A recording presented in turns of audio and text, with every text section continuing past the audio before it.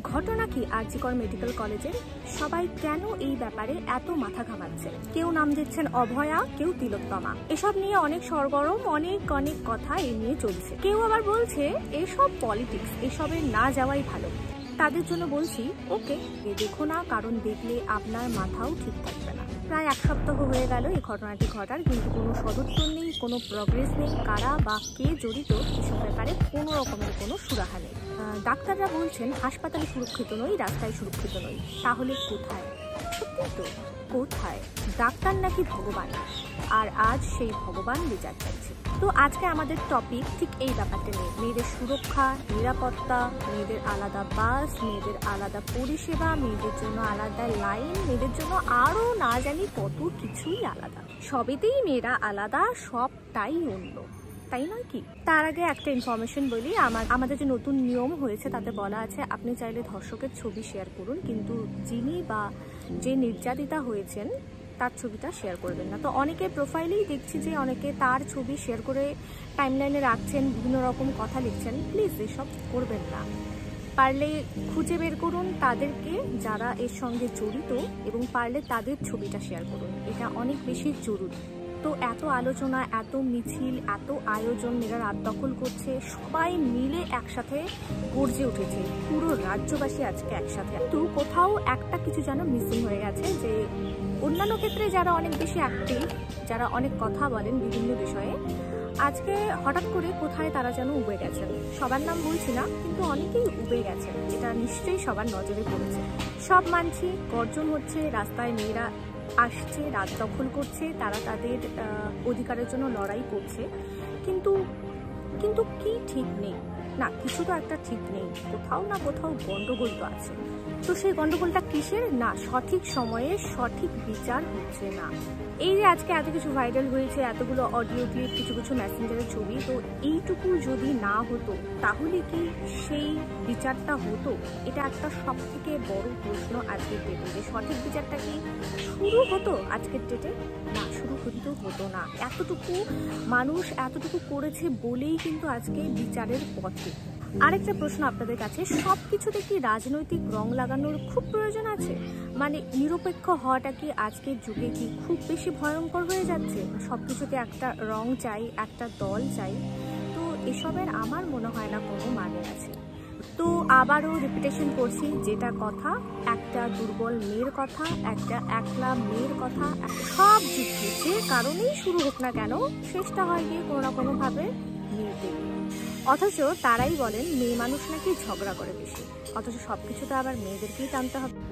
একটা মেয়ে একা থাকলে দোষ, বাইরে বেরোলে দোষ, ঘুমোতে গেলে দোষ, সে ছোট পোশাক পরলে দোষ, তার ছেলে বন্ধু থাকলে দোষ, ছেলেদের সাথে কথা বললে দোষ, বাইরে বেরোলে দোষ, আবার বাড়িতে আসলে এত দোষ এই মেয়েদের, যেন মেয়ে নামক প্রাণীটাই এই পৃথিবীতে বেমানান, একেবারেই অন্যরকম।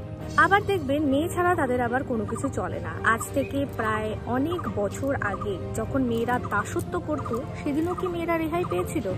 আর আজকে আবার যখন মেয়েরা দাসত্ব থেকে মুক্তি পেতে চাইছে, আজকের ডেটেও কি মেয়েরা রেহাই পাচ্ছে?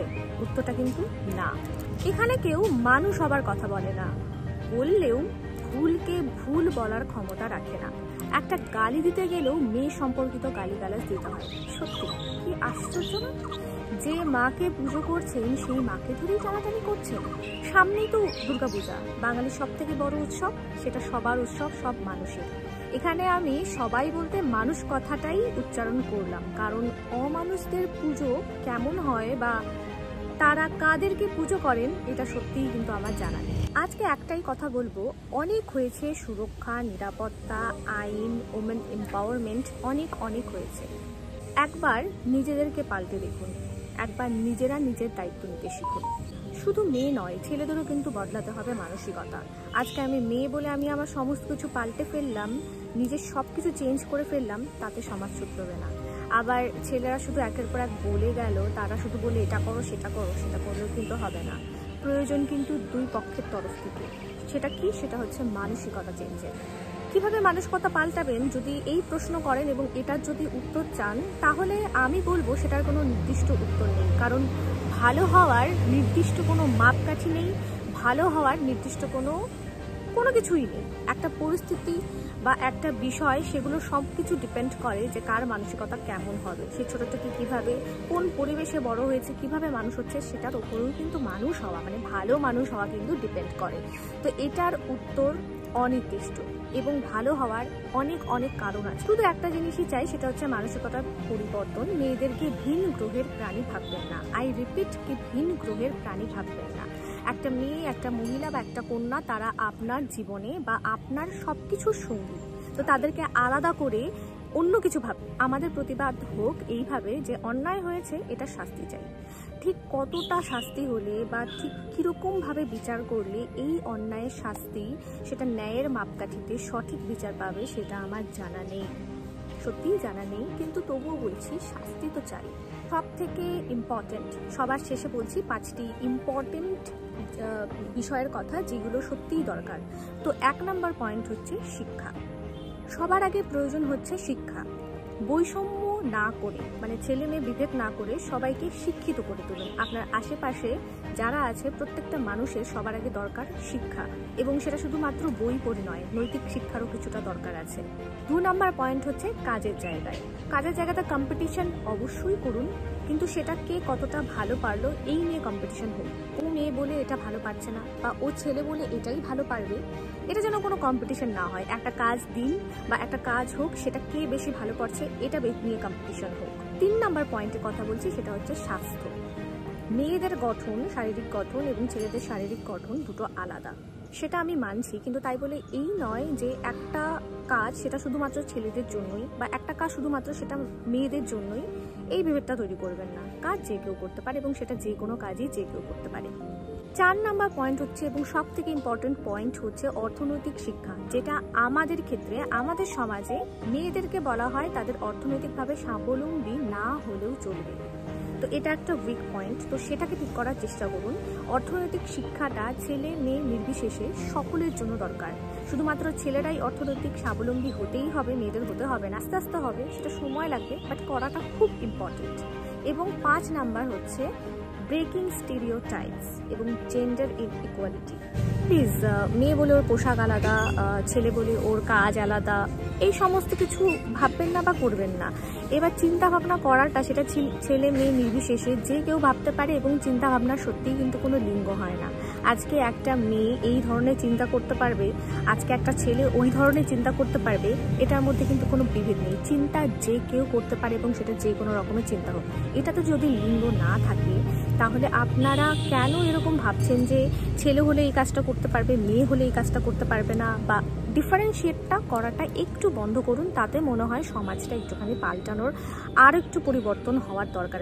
আস্তে আস্তে পাল্টাবে, আস্তে আস্তে পরিবর্তন হবে, সবেতেই সময় দরকার। এবং এতটা সময় পেরিয়ে আজকের থেকে সেই বছর, সেই কত বছরের আগের থেকে আমরা বেরিয়ে যদি অল্প অল্প করে নিজেদেরকে উন্নত করতে পারছি, তো এটাও নিশ্চয়ই পারবো। তো বিকৃত মানসিকতা বদলান, এবং মানসিকতাটা এত সুন্দর তৈরি করুন সেখানে যেন শুধুমাত্র মানুষ থাকে। এটাই আজকে বলার ছিল। তো এই হচ্ছে আজকে আমি এতটুকুই তোমাদের সঙ্গে কথা বলতে চেয়েছি, বা এতটুকু প্রেজেন্ট করতে চেয়েছি। আমার চিন্তাভাবনাগুলো আমি বললাম। সবারই তো অনেক রকম চিন্তাভাবনা থাকে। এখানে অনেকেই আমার থেকে অনেক ভালো ভালো ব্যক্তিত্বরা আছেন, যারা তাদের চিন্তাভাবনা তাদের অনেক বেশি ভালো, তো তারাও তাদের কথা শেয়ার করছেন। তো আমি এতটুকু শুধুমাত্র কালেক্ট করতে পেরেছি আমার যে সমস্ত চিন্তাভাবনাগুলো আজকের ডেটে সত্যিই আমার মনে হয় যে বলা প্রয়োজন ছিল। প্রতিবাদ হোক, অন্যায় হয়েছে সেটা শাস্তি হোক, এটাই চাই, এবং সেটা নিভে যেন না যায়। সবাই কাজ করবে, সবাই প্রত্যেকে তার বিভিন্ন রকম যারা যে কাজের সাথে জড়িত সেটা তো করতেই হবে, কিন্তু তার সঙ্গে তার পাশাপাশি আমরা যেন ভুলে না যাই, যতদিন না বিচার হচ্ছে ততদিন যেন ঘটনাটা ভুলে না যাই। তো সেই জন্যই এই ভিডিওটা, এই ছোট্ট ভিডিওটা পোস্ট করা, এটাই কারণ, আর কিছু নয়।